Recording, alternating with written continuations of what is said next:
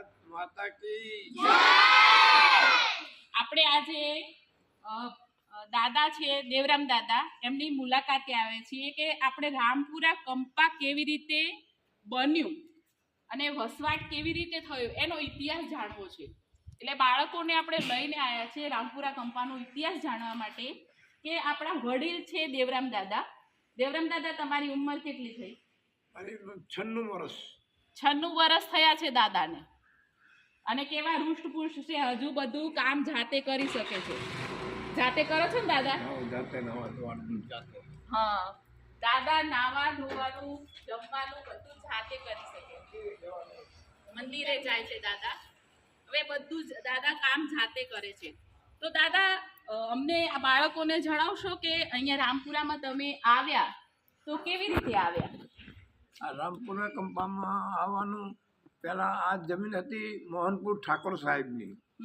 એ જંગલ અમે 7 ભાગીદારો થઈને આ જંગલ વેચાણ લીધું. એમાં પછી બધું એની સફાઈ કરી, જંગલની કાઢીને બધા છૂટા કાઢીને જમીન સારી બનાવી ખેડવા લાયક.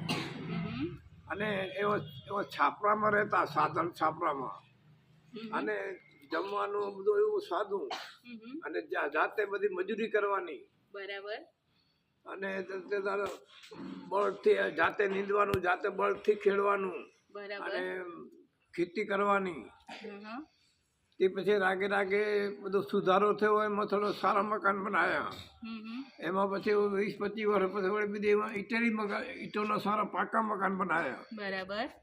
અને બધા સંપીને રહેવાનો. ગામમાં મંદિર બનાવ્યા. અને ને આજે તો ગામમાં બધું આધુનિક ખેતી થઈ ગઈ છે. બધા ટ્રેક્ટરથી કામ કરવાનું, અને ઘેર ઘેર આવી ગઈ ફરવાની, અને બધા સુખી છે એકદમ માણસો બધા. દાદા તમે અહીંયા રામપુરા કંપામાં આવ્યા એ વખતે તમારે લગ્ન રામપુરા કંપામાં આવ્યા તમે એ વખતે તમારે લગ્ન કરેલા હતા? લગ્ન કરેલા હતા મારો. તમારા બાળકો હતા એ વખતે? એક જ બાળક હતું મારું. હા. દીકરો હતો કે દીકરી? ના, એક પેલી દીકરી હતી. હા. તો એ વખતે તમે અહીંયા આવ્યા તો શરૂઆતમાં તો તમે છાપરા શેનાથી બાંધ્યા હતા? છાપરા અહીંથી બધા એવામાં જંગલમાં લાકડા હોય ને એનેથી કાપીને બધા તાટા બાંધીને એવી રીતે રહેતા. ઉપરથી પેલા દેશી નળિયા નાખતા, દેશી નળિયા એ રીતે રહેતા. બરાબર. બહુ સાદાઈથી રહેવું પડતું. તો એ વખતે તમે ખેતરમાં કામ કરતા હશો તો શરૂઆતમાં તો બળદ નહીં હોય ને તમારી પાસે? બળદ હતા એ વખતે? હા, એ વખતે બળદ હતા. બળદથી જ ખેતી કરવા. બળદ લઈને આવ્યા હતા તમે અહીંયા રહેવા એ વખતે? હા, એટલે બળદ તો લઈને દીવા મળે કેરોસીનથી. બરાબર. તો તમે દિવસના જે કામ કરતા હતા એ વખતે તમે અહીંયા બધા ઝાડ બધા કટિંગ બધા જાતે જ કરતા? હા, એ બધું જાતે કટિંગ કરવાનું, થળિયા કાઢવાના પાછા. અને પછી એને ભેગા કરીને બાળી કૂટવાની ચોખ્ખું કરવાનું. બરાબર. પછી પછી વાવેતર કરો, ખીડીની વાવેતર. ચોમાસું આવે એટલે વાવેતર કરવાનું. એ વખતે કુવા તો નહીં હોય ને? એ વખતે કુવા ન હતા, છેટેથી પાણી પણ લાવવું પડતું. 2 કિલોમીટર મોહનપુરથી પાણી લાવવું પડતું. પછી 12 મહિના રહીને કૂવો ગોડ્યો અહીંયા. તો એ વખતે તમે મોહનપુરથી પાણી ભરીને પીવા માટે ત્યાંથી લઈ આવતા હશો ને? હા, પીવા માટે ત્યાંથી લઈ આવવાનું પડતું. અને ત્યાં નાવા ધોવાનું ત્યાં જ કરીને પીવા માટે લઈ આવવાનું. મોહનપુર છેક જતા? હા, મોહનપુરથી પાણી પીવા માટે ભરીને લાવવાનું અને નાવા ધોવાનું બધું ત્યાં કરીને આવવાનું. બરાબર. તો એ વખતે તમે બધા સાધન તો હશે નહીં ને? ના, બધા ચાલીને જ જવાનું. સાધન સાદા રસ્તા બધા. રેતાળવાળા રોડ નહીં. તો એ વખતે તમે ચાલતા જતા, પછી પાણી તો બહુ તો કેટલું આવે પાણી? તો પીવા જેટલું જ આવતું હોય? એવું અમે પાણીને એમાં સાધન લાવ્યા હતા ને, મોટા 2 ડબ્બા ને એક લાકડામાં એમાં ટીંગાડવાના, ને એવા 2 ડબ્બાના આમ કાવડ કરીને પાણી લાવવાનું. બરાબર. કાવડ કરીને પાણી લઈને આવતા 2 કિલોમીટર દૂર સુધી? 2 કિલોમીટર દૂરથી. બરાબર. પછી એ વખતે ચૂલા તો શેનાથી બનાવતા રસોઈ? ચૂલા તો બધા એવા સાદા માટીના બનાવતા ચૂલા. બરાબર. અને બળતણ તો બધા ઘણું હતું, આખું જંગલ હતું એટલે. બરાબર. તો એ વખતે તમે જે રોટલા ને બનાવતા, એ વખતે ઘઉં ને રોટલી ને બધું બનાવતા કે ખાવામાં શું? એ વખતે ઘઉંનો ઓછો હોય, બાજરી ને મકઈ વધારે. બરાબર. બાજરી મકઈના રોટલા જ ખાવાના હમ. અને મગ ને ચોખાની ખીચડી બનાવવાની. બરાબર. એ વખતે ખોરાકમાં શું ખાતા હતા? ખોરાકમાં બાજરીના રોટલા ને મકઈના રોટલા બરાબર. અને ખીચડીમાં મગ અને ચોખાની ખીચડી બરાબર. અને માએ થોડું ઘી નાખીને ખાવાની. ઘી નાખીને. બરાબર. તો એ વખતે ભેંસો ને હતી તમારી પાસે? એ વખતે ભેંસો ખરી ને ગાયો ખરી. ગાયો ખરી. તો એ વખતે દૂધ તો ભરાવાનું નહીં હોય ને? ના, દૂધના છાશ બનાવવાની હા. અને એમાં માખણ ઉતારવાનું, પછી છાશ પીવાની ને દૂધે પીવાનું. બરાબર. અને ઘી ખાવાનું. ઘી ખાવાનું. અને એ વખતે લાઈટ તો હતા નહીં ને? તે વખતે લાઈટ નહીં. હા. તો હવે ચીમનીની અજવાળું કરવાનું હોય, કેરોસીનની આવતું હોય ને તે ચીમની આવતું હોય એનાથી અજવાળું કરવાનું, બાકી લાઈટ નહીં. હમ. અને છાશ ને વલોવતા તો એવા સાધન હતા છાશ કરવાના. તે જાતે આમ ખેંચી છાશ બનાવવાની, દોડેથી હલાવીને છાશ બનાવવાની, પછી માખણ ઉતાર લેવાનું હા. અને મોટા ભાગની છાશ પીવાની. બરાબર. તો તમે દાદા એ વખતે ઘર તો બધા અહીંયા જ હતા જગ્યાએ જ કે અલગ અલગ જગ્યાએ ઘર હતા? ના, ઘર એક જ જગ્યાએ હતા. હા. બધા બાજુમાં જ? બધા એક લાઈનમાં બે લાઈનમાં 17 ઘર 14 ઘર હતા. 7 એક લાઈનમાં પૂર્વમાં અને 7 પશ્ચિમની લાઈન, એવી લાઈન સર બધા રહેતા હતા. ઝૂંપડા એ રીતે બનાવ્યા? ઝૂંપડા એ રીતે બનાવ્યા હતા. દાદા તમે માખણ કેવી રીતે બનાવતા? એટલે દૂધ દોઈને પછી એને જમાવવું પડે. બરાબર.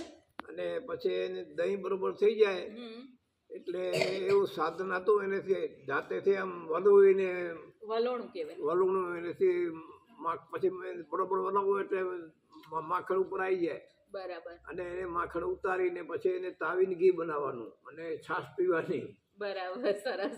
તો માખણે ખાતા તો હશો ને? માખણે પણ ઓછું ખાવાનું દાડે. હા. ઘી વધારે ખાવાનું. ઘી વધારે ખાવાનું. અને ખોરાકમાં તમે રોટલા ને ઘી ને ગોળ ખાતા? હા, ગોળ તો જોઈ જ. બે ટાઈમ ગોળ જોઈએ. 2 ટાઈમ ઘી ને ગોળ. બરાબર. અને શાક એ વખતે ચા બહુ ઓછી ચા ઓછી, બંધાણી નહીં. હા. કોઈ મહેમાન આવે તો ચા બનાવવાની. બરાબર. એ વખતે ખાંડનો વપરાશ કે ગોળનો વપરાશ? ખાંડનો વપરાશ બહુ ઓછો, ગોળનો વપરાશ. બરાબર. અને સવાર કેટલા વાગે ઉઠતા એ વખતે? સવારમાં 4 વાગે તો ઉઠી જ જવું પડે. બરાબર. સવાર 4 વાગે ઉઠીને શું કરતા? સવારે 4 વાગે ઉઠીને નાહી ધોઈને સીધું ખેતરમાં જ જવાનું. 6 વાગે તો ખેતરમાં જતું રહેવાનું. બરાબર. અને 6 વાગે ખેતરમાં જઈને કામ કરવાનું, જંગલ કાપવાના. જંગલ કાપવાના. બરાબર. એ જંગલ કપાઈ ગયા એટલે પછી ખેતી કરવાની. હા. પછી જે અંદર બોર કે પછી બાદમાં પછી કૂવો બનાવ્યો. પછી એમાં દોરડીથી પાણી ખેંચવાનું અને પછી ભરી આવવાનું ઘેર. બરાબર. એમની ખેતરમાં પાવા માટે કરીને ખેતરમાં પાવાનું એ પછી મોડું ચાલુ કરે. પહેલું પાણી જરૂર ન પડતી ખેતીમાં. એવું એમ ને? વરસાદ સારા થતા. બરાબર. એટલે વરસાદથી જ ખેતી કરતા. વરસાદથી જ ખેતી કરતા. બરાબર. પીવા માટે ખાલી કૂવો બનાવેલો? પીવા માટે કૂવો બનાવેલો. એક જ કૂવો બનાવ્યો? એક જ કૂવો બનાવેલો. એ કૂવો જાતે જ બનાવ્યો હશે કે? કૂવો જાતે ગોડીને જાતે ચડીને બધું જાતે જ કરવાનું. જાતે જ કરવાનું બધું.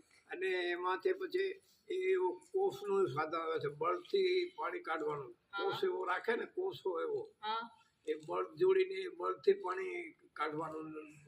પાકા અવાડા બનાવવાના, એમાં પાણી ભરવાનું. તે ઢોરે પીએ ને નવા ધોરણ ચાલે. એ બળથી કોસ કહેવાય, એનાથી પાણી કાઢે. બરાબર. અને વાતો કરવાનું બધું 2-4 જણા થઈને બધું વાતો કરવાની ને બધા ભેગા થઈને મજા કરવાની. બરાબર. વાતો કરતા એ વખતે? એ વખતે બધી વાતો કરવાની. મજા આવતી હશે ને એ વખતે? મજા આવે વાતો કરવાની, એકબીજાના વિશ્વાસ. આખા દિવસ શું કર્યું, શું કરવાનું, શું કરવું, એ બધી માહિતી આજુબાજુ લેવાની. ખેતીની હગાવાળાની બધી માહિતી લેવાની. બરાબર. ભેગા થઈને. બરાબર. એ રીતે બધું કરતા. તમે એ વખતે વાર તહેવાર ઉજવતા હતા? હા, વાર તહેવાર, જન્માષ્ટમી, દિવાળી, નવરાત્રા બધું ઉજવતા. તો જન્માષ્ટમીમાં શું કરતા તમે એ વખતે? જન્માષ્ટમીમાં કૃષ્ણ ભગવાનનો જન્મ કરે અને એ જન્માષ્ટમી પહેલા 15 દાડા બધા ગાવાનું ને એવું બધું કરતા 15 દાડા પહેલા જન્માષ્ટમી પહેલા 15 દિવસ હા 15 દિવસ પહેલા બધો એનો ઉજવણી કરતા 15 દિવસ પહેલા સાંજે બધા ભેગા થઈ 8-9 વાગે ને રાસ રમતા. રાસ રમતા, તમે રમતા? હો બરાબર. ભાઈઓ ને બહેનો બધા રમતા? ભાઈઓ બહેનો બધા રાસ રમતા. તો ઉત્સવો તો મજા આવતી હશે ને? હા તો બહુ મજા આવતી. બરાબર. આખો દિવસ કામ કરો તોય થાક નતો તો લાગતો? થાક નતો લાગે, થાક ન લાગે. એ વખતે ખોરાક બહુ સારા હતા ને? ખોરાક બહુ સારા હતા બરાબર. અને માણસોનો વિચાર સારા હતા. વિચારો સારા, હા, એ વાત સાચી. સૌથી સાચું એ છે કે વિચારો સારા હતા. બરાબર. તો ધીમે ધીમે કરતા તમે એ વખતે પછી ગાડું ને બધું પછી પછી દીકરાના લગ્ન ને બધા દીકરીના લગ્ન ને બધા કરતા, બધા સાદાઈથી કરતા. લગ્ન કરતા. જેને લગ્ન આવે તો વર્ષમાં પહેલો તો હતું, પેલો 12 વર્ષે એક જ વખત લગ્ન કરતા. એવું? હા એવું હતું. પછી એમાંથી રાગે બધા જુદા જેને જેમ ફાવે એમ લગ્ન કરવા માંડ્યા. પેલા 12 વર્ષે એક જ વાર લગ્ન કરતા? પેલા 12 વર્ષે એક જ વખત લગ્ન કરતા. ઓહો, તો પછી ખર્ચો બધા ભેગા જ લગ્ન કરતા? એટલે 12 વર્ષમાં જે એવા મોટા છોકરા હોય એને બધા પણાઈ દેવાના. એટલે એક સાથે જમણવાર થઈ જાય? એક સાથે જમણવાર થઈ જાય એટલે ખર્ચો ઓછો લાગે. હા એ વાત. અને જમણવારમાં શું કરતા? જમણવારમાં તો એવું સાદું જેવું શીરો ને વધારે પડતું મોહનથાળ ને શીરો ને એવું જ બનાવતા. એમ? અને રસોઈ આવતા કે પછી જાતે જ બનાવતા? ના, એ બધું જાતે જ બનાવવાનું. સરસ. જો આપણે પોતાને જાતે બનાવતા વિચારો પણ આપણા જમવામાં આવે એટલે સારા વિચારો વાળું જમવાનું થાય, પૌષ્ટિક પણ. હા. અને ખેતરમાં પછી શાકભાજી ને બધું પણ વાવતા હશો? હા, શાકભાજી ખેતરમાં વાવે ને બીજા ઘરના વાડામાં હોય ને, થોડા ઘરની પાછળ વાડો અડધો વીઘો જમીન રાખે ને એમાં શાકભાજી વાવે. શું શું વાવતા એ વખતે? એ રીંગણ, મરચાં, વાલોળ, ટમેટા એવું બધું વાવતા. ઘરે જ વાવતા? ઘરે જ વાવતા. એ વખતે દવા ખાતર નું પ્રમાણ? દવા ખાતર પણ બિલકુલ નહોતું પેલું. બિલકુલ નતું. પછી રાગે વધ્યું, તો બિલકુલ નહોતું. હા, એટલે ઓર્ગેનિક બધું ખાતા? બધું ઓર્ગેનિક. હા, બરાબર. સરસ. એના લીધે દાદા જો અત્યારે કેટલા સ્વસ્થ છે કે એમને ઓર્ગેનિક જ ખાધેલું છે, અને 96 વર્ષની ઉંમરે પણ કેટલા સ્વસ્થ. આપણે જે બોલીએ છીએ આપણી જોડે સરસ વાતો કરે છે, અને અત્યારે એમનું કામ પણ એ જાતે જ કરે છે. તો આપણે તો એટલું બધું કદાચ 96 વર્ષ સુધી જીવી પણ નહીં શકીએ અને આવું સારું જીવી પણ નહીં શકીએ. એમના મહેનત કરી અને આ બધું વસાવ્યું, જમીન વસાવી અને બધું આ ખેતી ઊભી કરી, અને દાદાનો ખૂબ ખૂબ આભાર. ને બીજું કંઈક તમે અમને કંઈક કહેવા માંગતા હોય કે આ બાળકોને કે આવું મહેનત કરવાનું, કે તો કહી શકો છો તમે. એ અમારો સમય એવો હતો સાદો, અત્યારે સમય બદલાઈ ગયો છે. એ વાત એ રીતે રહેવું જોઈએ. ભણવામાં બરાબર ધ્યાન રાખવું જોઈએ. બહુ ઊંચો અભ્યાસ કરવો જોઈએ. બરાબર. સરસ. હા, તો જ સુખી થવાશે. હા, સરસ સરસ. ભણવામાં ખૂબ ધ્યાન રાખવાનું. સરસ. દાદાનો ખૂબ ખૂબ આભાર. દાદા, થેન્ક યુ. તમારો કિંમતી સમય અમને આપ્યો અને અમારા બાળકારી આપી એ બદલ તમારો ખૂબ ખૂબ આભાર. દાદા, જય શ્રી કૃષ્ણ. બોલો. જય શ્રી કૃષ્ણ. ભારત માતા કી જય.